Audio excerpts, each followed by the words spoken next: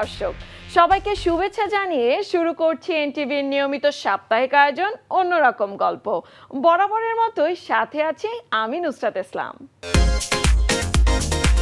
এবার ব্যবসার জন্য ঢাকাকে বেছে নিলেন বলিউড সুপারস্টার সালমান খান, তবে উদ্দেশ্য অন্য।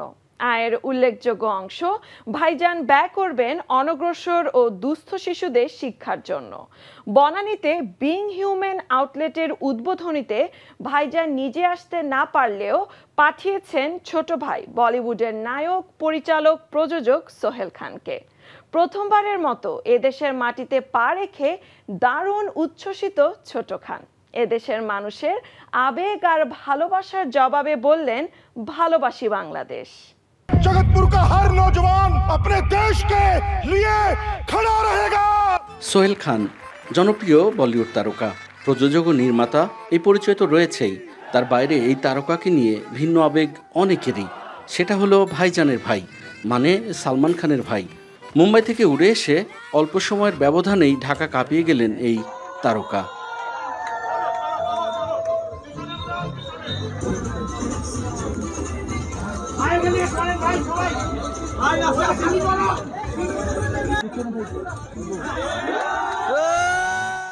ঢাকায় সালমানের বিং হিউম্যানের আউটলেট উদ্বোধন করতে এসে দেখলেন তাদের প্রতি বাংলাদেশের মানুষের আবেগ, উচ্ছ্বাস আর ভালোবাসার পারদ।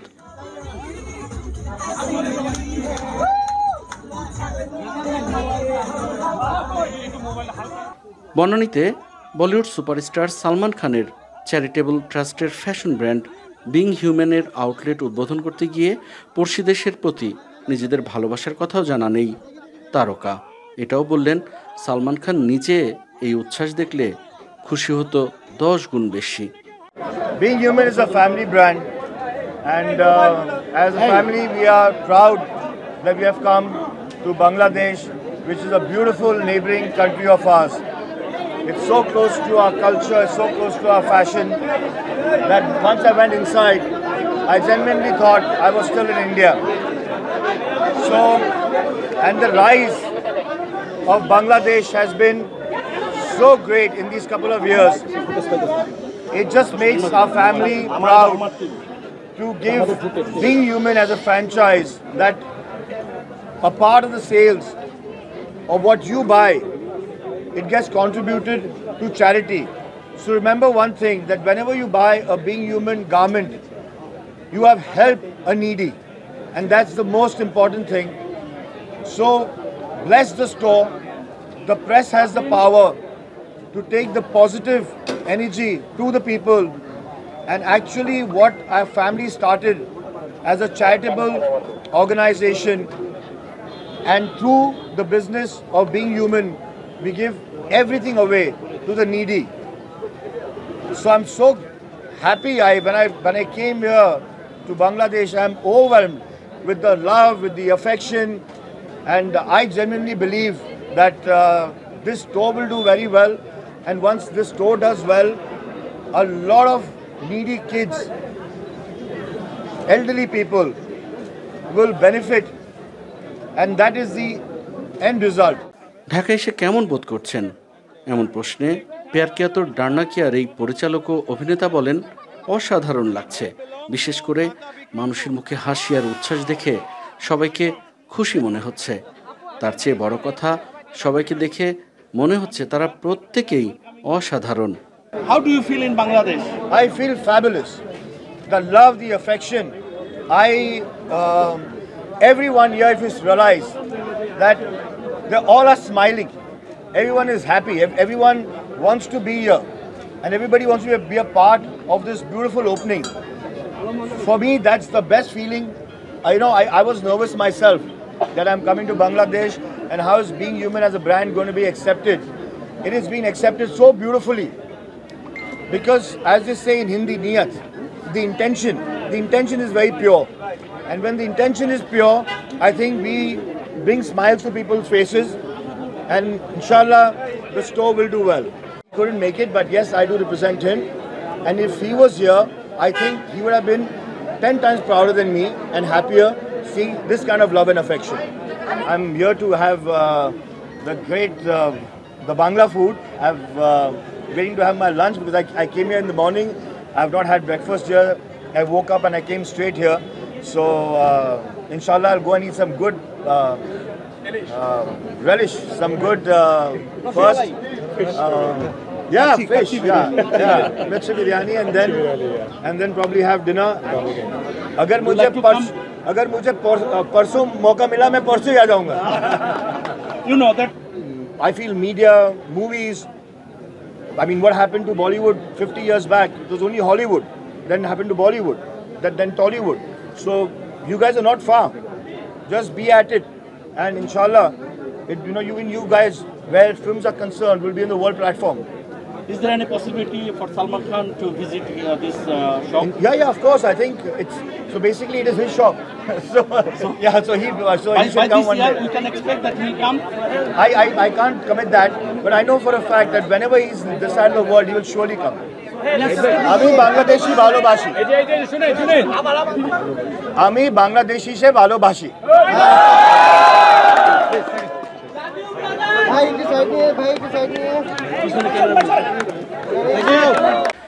নেচে গিয়ে বরণ করে নেওয়া হয় সোহেল খানকে।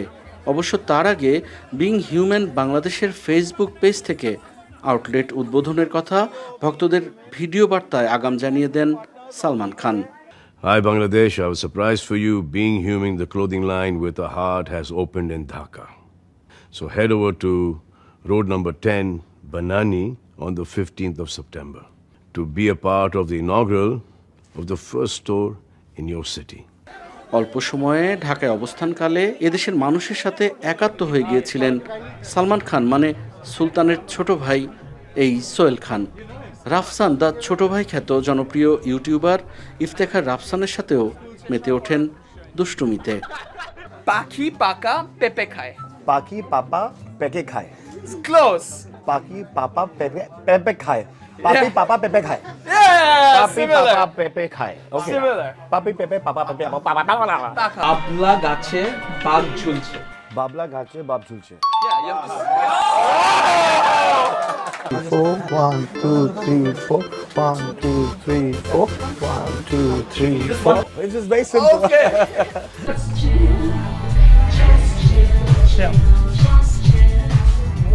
2012 সালে অসহায় মানুষদের পাশে দাঁড়াতে ভারতের মুম্বাইতে শুরু হয় বিং হিউম্যানের পথচলা।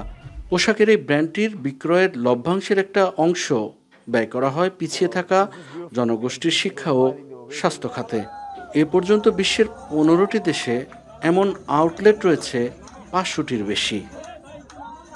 প্রকৃতির অপার সৌন্দর্যের হাতছানি বগালেক। পাহাড়ের চূড়ায় 2500 ফুট উচ্চতায় রহস্যময় প্রাকৃতিক এই লেক। স্থানীয়দের ভাষায় এটি ড্রাগন লেক। স্বাদুপানির এই লেকটি ভ্রমণের পথে পথে রয়েছে অসংখ্য প্রাকৃতিক সৌন্দর্য এবং রোমাঞ্চের হাতছানি। সমুদ্রপৃষ্ঠ থেকে প্রায় 2700 ফুট উচ্চতায় বগালেকের অবস্থান। বান্দরবান জেলার রুমা উপজেলা সদর থেকে বগালেকের দূরত্ব প্রায় 16 কিলোমিটার। স্থানীয়ভাবে প্রচলিত আছে প্রায় 2000 বছর আগে প্রাকৃতিকভাবেই পাহাড়ের চূড়ায় 15 একর আয়তনের এই লেক তৈরি হয়। লেকটি 3 দিক থেকে সর্বোচ্চ 46 মিটার উঁচু পর্বতশৃঙ্গ দ্বারা বেষ্টিত। বগালেক ভ্রমণের পথে দেখা মিলবে পাহাড়ের মধ্যখানে বয়ে চলা শঙ্খ নদী, পাহাড়ের ভাঁজে ভাঁজে পাহাড়ি জনগোষ্ঠীদের ছোট বড় অসংখ্য গ্রাম, পাহাড়িদের মাচাংঘর, জুমঘর এবং প্রকৃতির মাঝে পাহাড়ি জনগোষ্ঠীদের জীবন ধারণ। এত দূরে একটা পানির লেক, এত সুন্দর, এত পাহাড়ের উপরে দেখার মতো একটা জায়গা। আল্লাহর সৌন্দর্য, আমরা সৃষ্টি এত সুন্দর, আমরা না আসলে বুঝতে পারতাম না। এখানে চলে মেঘার পাহাড়ের লুকোচুরি খেলা। সবুজ পাহাড়ের গায়ে পরগাছার মতো জড়িয়ে সাদা মেঘের গুচ্ছ। পাহাড়, আকাশ, লেক যেন মিলেমিশে একাকার। বর্ষায় বগালেকের সৌন্দর্য ফুটে ওঠে আরো বহুগুণে। কিছু কিছু জায়গায় রাস্তাঘাট যেভাবেই হোক একটু ক্ষতিগ্রস্ত মনে হয়েছে। এখানে কিছু সুযোগ সুবিধা বলতে এখানে সর্বপ্রথম আমার দরকার আছে mobile network. Boga Lake two Keokradong রাস্তার মধ্যে অন্তত 5-6টা যাত্রী স্থানে দিলে ট্যুরিস্টের জন্য ভালো হয়। অনেকে মনে করে কি বর্ষাকালে আসলে দুর্ঘটনা হয় বা অন্য কিছু হয়, প্রবলেম মনে করে, কিন্তু না, বর্ষাকালে সুন্দর ভিউটা বেশি আরো। দর্শনীয় স্থানটি ঘিরে সরকারি, বেসরকারি এবং ব্যক্তি মালিকানাধীন অসংখ্য ব্যবসা প্রতিষ্ঠান গড়ে তোলা হয়েছে। পর্যটকদের নিরাপত্তায় রয়েছে নিরাপত্তা বাহিনীর ক্যাম্পও। বগা লেকে জেলা প্রশাসনের পক্ষ থেকে বেশ কিছু ভিউ পয়েন্ট করা হয়েছে। অনেক সময় দেখা যায় যে ভিউ পয়েন্টগুলোকে একটু পরিচ্ছন্ন করা কিংবা ঘাস কেটে রাখা, এটি অনেক সময় একটু দেরি হয়ে যায়। তবে জেলা প্রশাসন এবং উপজেলা প্রশাসনের চেষ্টা আছে যে এই সমস্যাগুলো আরও কীভাবে জনগণকে ইনভলভ করে সমাধান করা যায়। এই বগালেক পেরিয়েই যেতে হয় দর্শনীয় স্থান জাদিপাই ঝর্ণা, দেশের সর্বোচ্চ পর্বতশৃঙ্গ কেওক্রাডং এবং তাজিংডং বিজয় পাহাড়। সার্ফিং নতুন কোনো বিষয় নয়, তবে অত্যন্ত চ্যালেঞ্জিং একটা কাজ, টানটান উত্তেজনা এবং ঝুঁকিরও বটে। কিন্তু এবারে সার্ফিং এর গল্প বলবো আপনাদের, তবে তা মানুষের না, কুকুরের। ক্যালিফোর্নিয়ায় হয়ে গেল 17তম অ্যানুয়াল ডগ সার্ফিং। কি ছিল সেই সার্ফিং এ, চলুন দেখে আসি।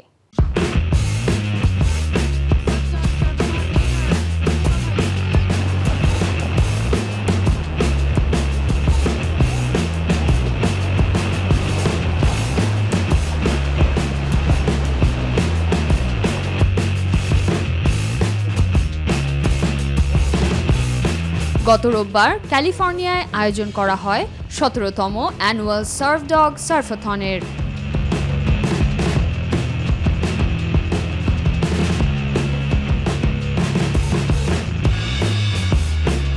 সার্ফিং এর এক অন্যরকম চিত্র দেখা যায় সেখানে।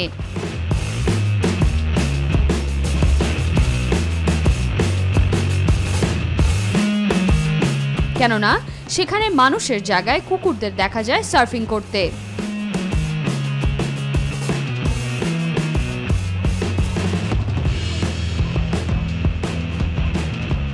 সত্তরটি ভিন্ন ব্রিডের কুকুর অংশ নেয় 10 মিনিটের এই প্রতিযোগিতায়। লাইফ জ্যাকেট পরে সার্ফবোর্ডের উপর সার্ফিং করতে দেখা যায় কুকুরদের।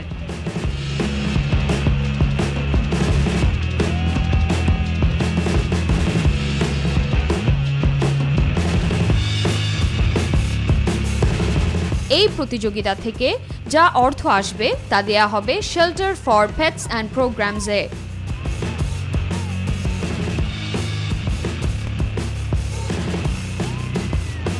মালিকদের সাহায্যে ছোট বড় সব ধরনের কুকুরদের দেখা যায় অ্যানুয়াল সার্ফ ডগ সার্ফাথনে।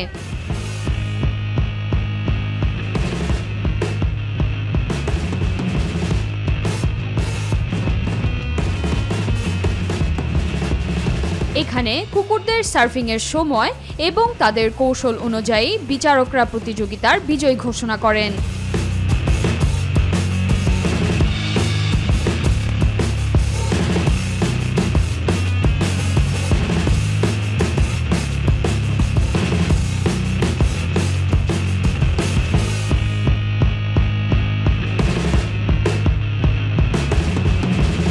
সাধারণ মানুষকে বেওয়ারিশ পশুদের পালন করতে উৎসাহিত করা হয় এই প্রতিযোগিতার মাধ্যমে।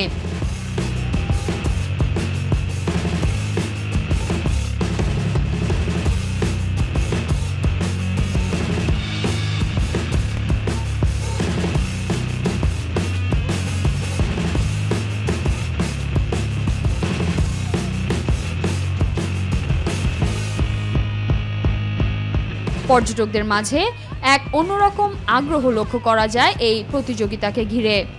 তাদের উপচে পড়া ভিড় এই কথার প্রমাণ।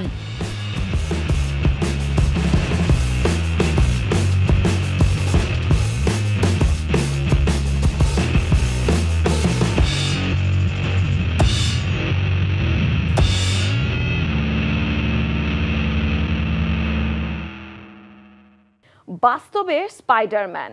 ফ্রান্সে পাওয়া গেল বাস্তবের এক স্পাইডারম্যানকে। তরতরিয়ে 48 তলা উঠে গেলেন সেই ব্যক্তি। তার বয়স কিন্তু 60 বছর। জন্মদিন উপলক্ষে 48 তলা বেয়ে উঠে বিস্ময়ে জন্ম দেন আল্লেয়া হোবায়া। তরতরিয়ে উঁচু উঁচু ভবনে উঠে যান তিনি। 10, 20, 30, 40 নয়, 48 তলা বহুতল ভবন বেয়ে উঠে সবাইকে তাক লাগিয়ে দিয়েছেন। আলে হোবায়াকে বিশ্বের মানুষ ফ্রান্সের স্পাইডারম্যান হিসেবেই চেনে। এবার নিজের ৬০তম জন্মবার্ষিক পালন করতে এ বিস্ময়কর কাণ্ড ঘটিয়েছেন তিনি। কোনো দড়ি বা অন্য কিছুর সাহায্য ছাড়াই প্যারিসের ৪৮ তলা ডিফেন্স বিজনেস ডিস্ট্রিক্টের টোটাল এনার্জিস টাওয়ারে ওঠেন। ৪৮ তলা টাওয়ারের শেষ মাথায় পৌঁছতে সময় লেগেছে মাত্র ৬০ মিনিট। বয়স সংখ্যা মাত্র, এ বার্তা দিতেই জন্মদিনে এমন কাণ্ড ঘটিয়েছেন বলে জানান আলে। এ বার্তা দিতে চেয়েছি যে ৬০ বছর বয়স হওয়াটা কিছুই না। এ বয়সেও কেউ খেলাধুলা করতে পারে, সক্রিয় থাকতে পারে, চমৎকার সব কাজ করতে পারে।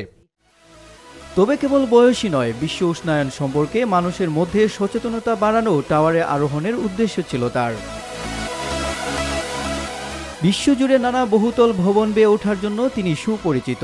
তার দুঃসাহসী কাজের মধ্যে আরও রয়েছে বিশ্বের সবচেয়ে সুউচ্চ ভবন দুবাইয়ের বুর্জ খলিফার চূড়ায় ওঠা। আলে সাধারণত কোনো অনুমতি ছাড়াই এসব স্টান্ট করেন, এজন্য বহুবার গ্রেফতারও হয়েছেন তিনি। মৌচাক মানেই একটি রানী মৌমাছির রাজত্ব।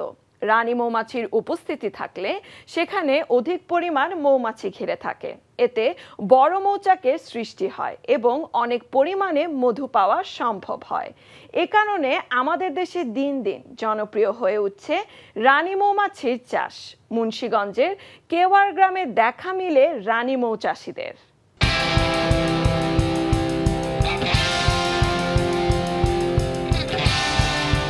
প্রাকৃতিক ও বাণিজ্যিকভাবে মধু উৎপাদন ও আহরণের পাশাপাশি বাণিজ্যিকভাবে রানী মৌমাছি উৎপাদন দেশে জনপ্রিয় হয়ে উঠেছে।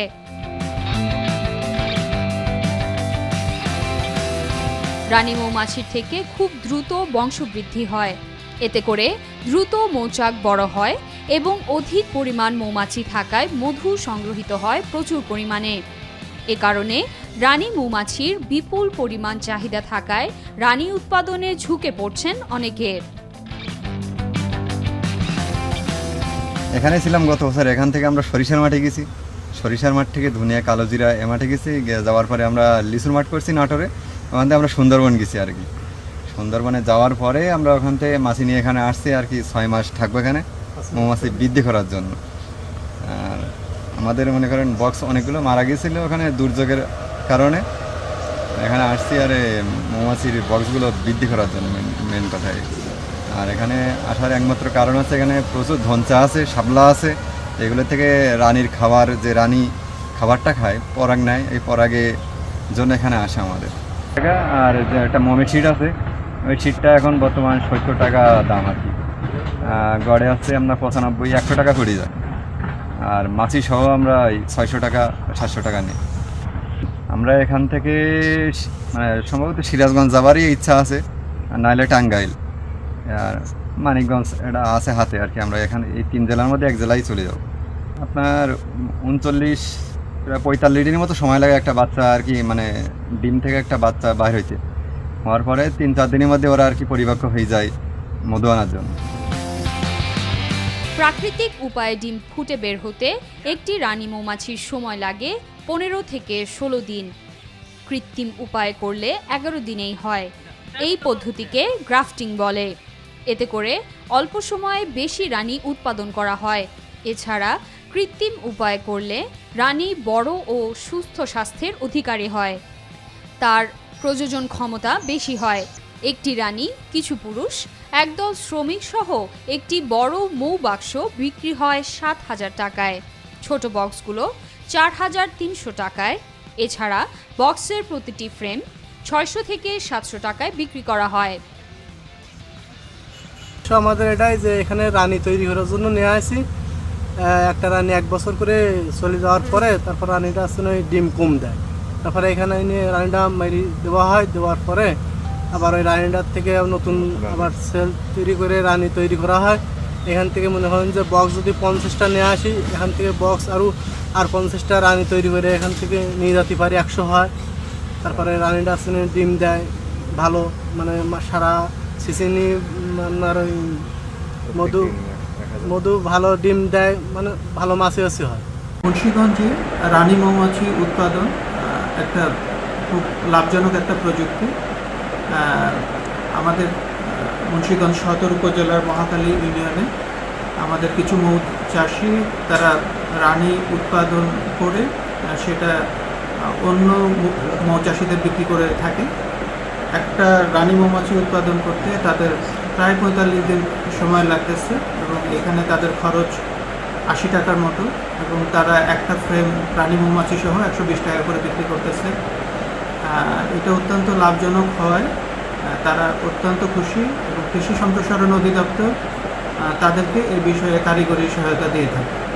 রানী মৌমাছি উৎপাদন করে মৌচাষীরা সারা বছর মৌবক্স নিয়ে সিরাজগঞ্জ, মানিকগঞ্জ, সুন্দরবন সহ দেশের বিভিন্ন অঞ্চলে ঘুরে বেড়ান।